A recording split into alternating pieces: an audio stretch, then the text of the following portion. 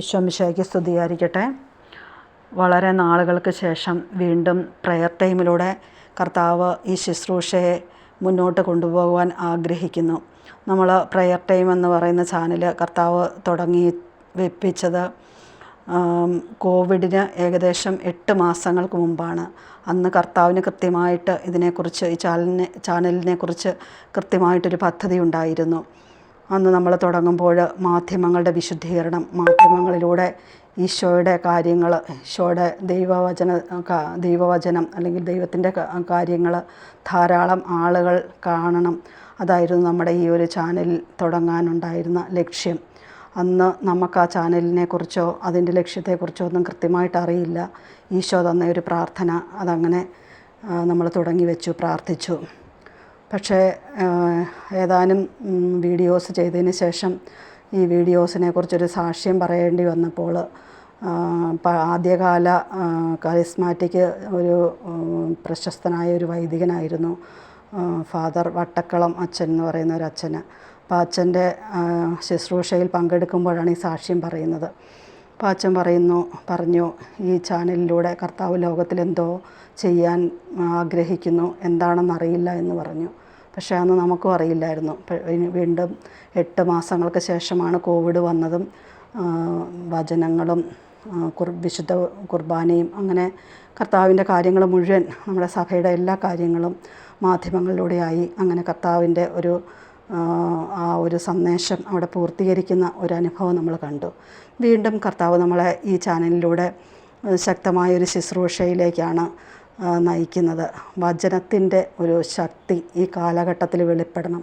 അനേകർ വചനം വായിക്കുന്നുണ്ട്, വചനം ഏറ്റുപറയുന്നുണ്ട്, വചനം എഴുതുന്നുണ്ട്, ശക്തി പ്രാപിക്കുന്നുണ്ട്. എങ്കിലും കൂടുതൽ വചനത്തിൻ്റെ ശക്തി ഈ കാലഘട്ടത്തിൽ, കാരണം വിശുദ്ധ യോഹന്നാൻ്റെ സുവിശേഷം 1-ാം അധ്യായം 1-ാം തിരുവചനം പറയുന്നു, ആദിയിൽ വചനമുണ്ടായിരുന്നു, ആ വചനം ദൈവത്തോടു കൂടിയായിരുന്നു, ആ വചനം ദൈവമായിരുന്നു എന്ന്. അപ്പം ദൈവത്തെ തൊട്ട ഒരു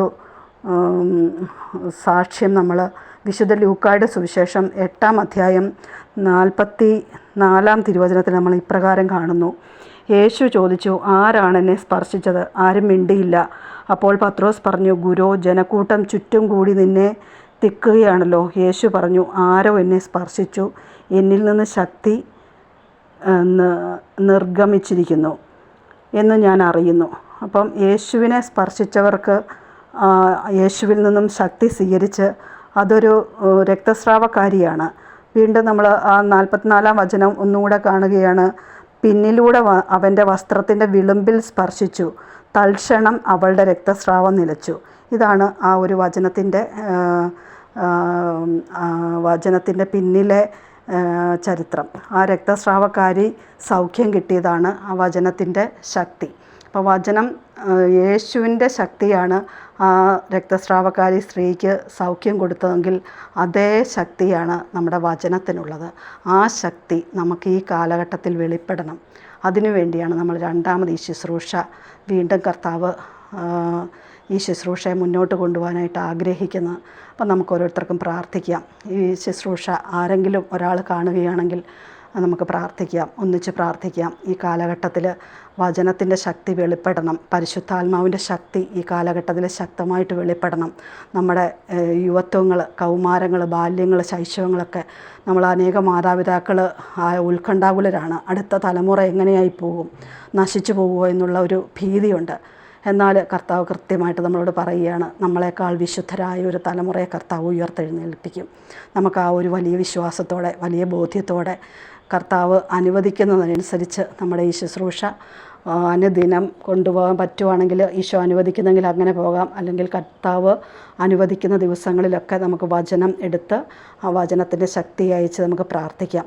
വീണ്ടും വചനത്തിൻ്റെ ശക്തി ഈ കാലഘട്ടത്തിൽ ശക്തമാകട്ടെ എന്ന് നമുക്ക് പ്രാർത്ഥിച്ചുകൊണ്ട് പരിശുദ്ധ അമ്മയുടെ വിമല ഹൃദയത്തിലേക്ക് ഈ ചാനലിനെയും ഇതിലൂടെ കർത്താവ് പ്രവർത്തിക്കാൻ ആഗ്രഹിക്കുന്ന എല്ലാ നിയോഗങ്ങളെയും ഈ ചാനൽ കാണുന്നവരെയും ഒക്കെ ലോകം മുഴുവനെയും എല്ലാം പരിശുദ്ധ അമ്മയുടെ വിമല ഹൃദയത്തിലേക്ക് സമർപ്പിച്ചുകൊണ്ട്, നന്മ നിറഞ്ഞ മറിയമേ സുസ്തി, കർത്താവ് അങ്ങയിലൂടെ സ്ത്രീകളിൽ അങ്ങ് അനുഗ്രഹിക്കപ്പെട്ടവളാവുന്നു, അങ്ങയുടെ ഉദരത്തിൻ ഫലമായി ഈശോ അനുഗ്രഹിക്കപ്പെട്ടവനാവുന്നു.